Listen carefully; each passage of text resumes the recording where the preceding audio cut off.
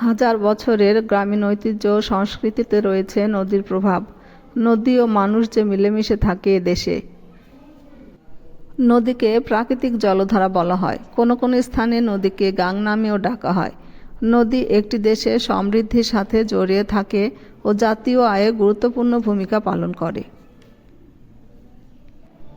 নদীমাতৃক বাংলাদেশে মানুষের জীবনও নদীকেন্দ্রিক।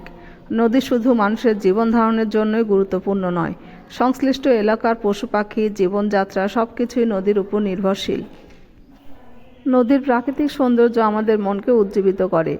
নদীর পানি, সবুজ গাছপালা এবং নীল আকাশ আমাদের মনকে শান্ত রাখে। এই সৌন্দর্য আমাদের মানসিক চাপ কমাতে এবং আমাদের মনকে উৎসাহিত করতে সাহায্য করে। নদীর পানি প্রবাহিত হওয়ার শব্দ, গাছের পাতায় বাতাসের শব্দ আমাদের মনে প্রশান্তি নিয়ে আসে।